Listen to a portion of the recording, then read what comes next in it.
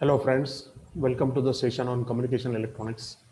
In this session, we'll be discussing about optical fibers.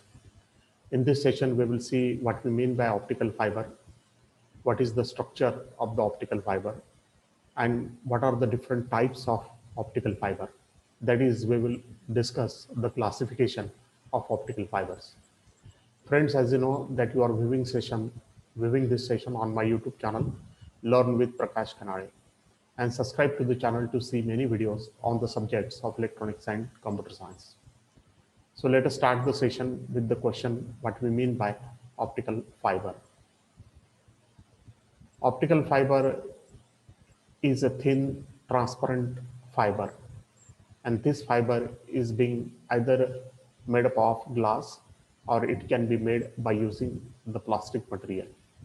As shown in this photo, one can easily observe that this is a very thin fiber like that of human hair, and this fiber can be used to transmit a signal. So optical signal can be transmitted through such fiber. So this fiber is slightly thicker than that of the human hairs. This fiber is being used to transmit a light. That is, at the one end of this fiber, we can insert a light, and at the other end, we can obtain the same light. So it is possible that the light ray can get traveled through this fiber, and it can travel a very long distance of several kilometers. Optical fiber is a very useful fiber because this fiber can be used instead of the metal wires. So whenever we want to transmit any signal, electrical signal, then it is necessary that we should make the use of some metal wires so that the metal wire can carry the signal from one end to the other end. But it is possible that in communication systems, we can make the use of the optical fiber, and through such fiber, we can transmit the signal in the form of a light ray. When we make the use of the optical fiber, then it is possible that we can transmit the signal over a very long distance. And the advantage of using the optical fiber is that we will get a very high bandwidth. In optical fiber, the signal is transmitted in the form of a light. And when the signal is being transmitted in the form of a light, then there is actually a very low loss to the signal.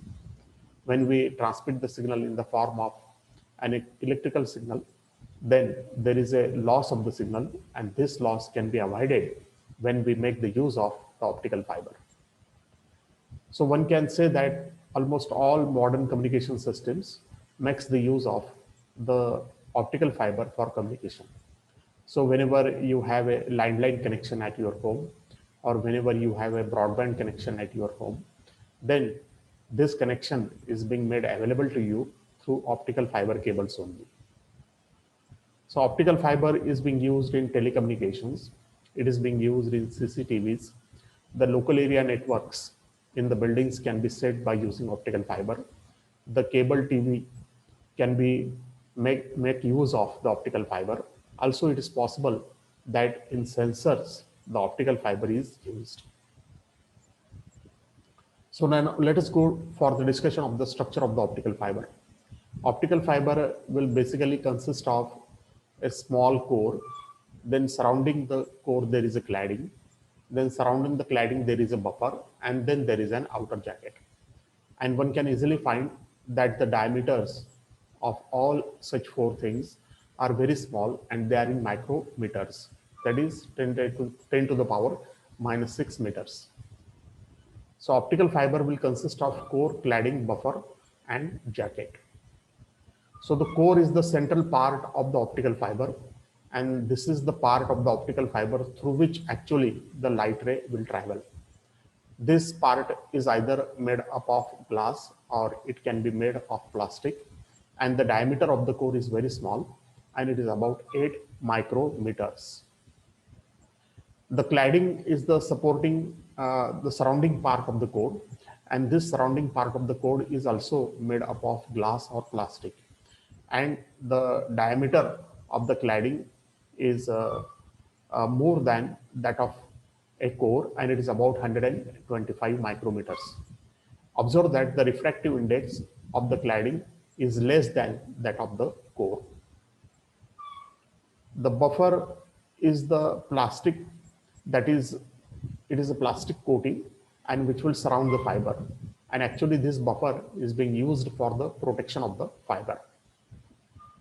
The outer jacket is the outermost part of the fiber, and this jacket is also made up of plastic, and it is also used for the protection of the core and cladding of the fiber.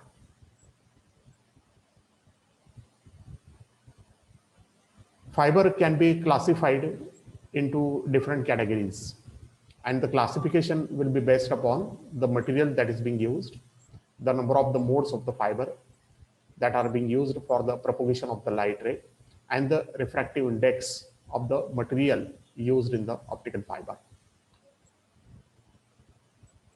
So as far as the material is concerned, either we can use the glass material or you can use the plastic material, and therefore the optical fiber can be classified as a glass fiber or plastic fiber based upon the material used in the fiber. The number of modes are the ways by which the light can be propagated through the optical fiber.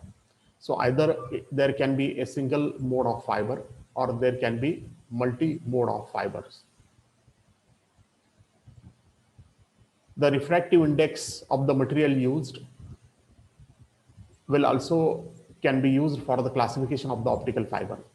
So either the fiber can be a step index fiber, where the refractive index of core and cladding can change in step only, or we can have a graded index fiber where the refractive index of core and cladding will change in not step, but it will change gradually.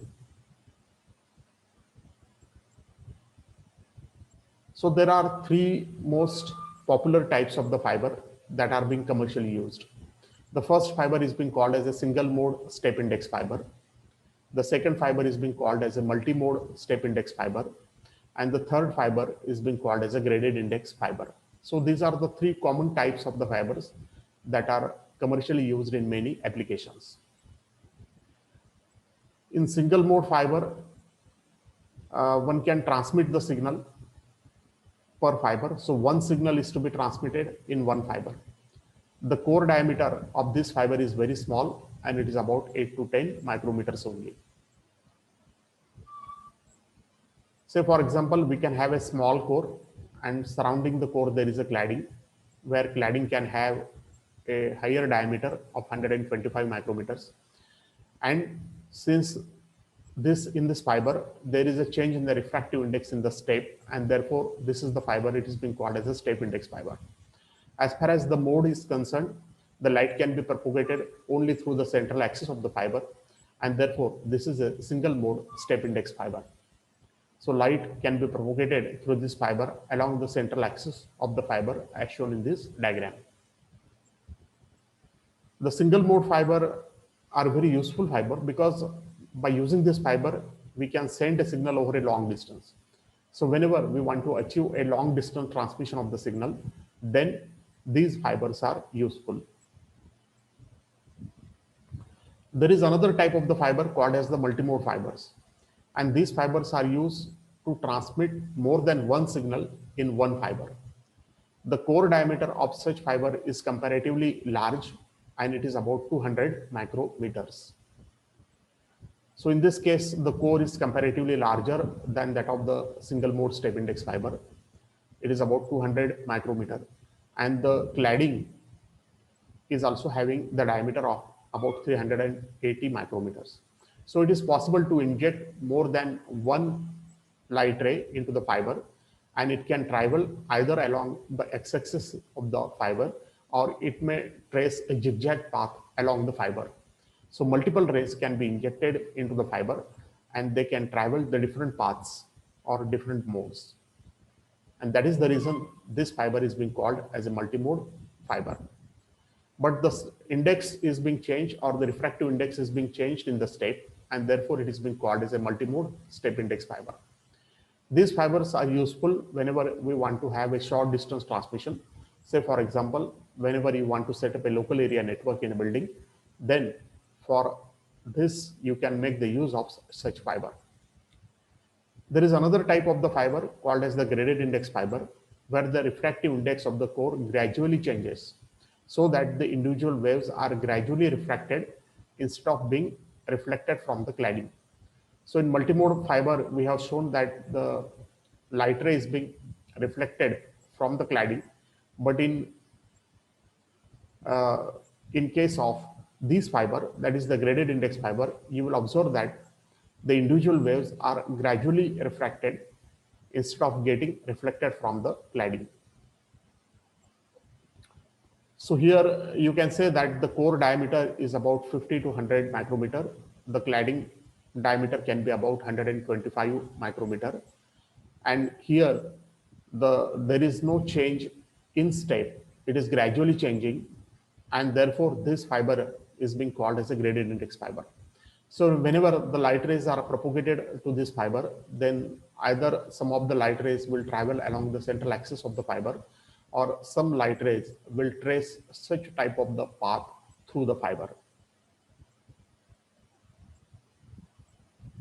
So graded index fiber is also a very useful fiber, because in this fiber the losses of the signals are very less and the data rate capacity of this fiber is very high. So whenever you want to make the use of low loss fiber, and whenever you want to achieve a high capacity of data rate, then in such applications we can make the use of graded index fiber.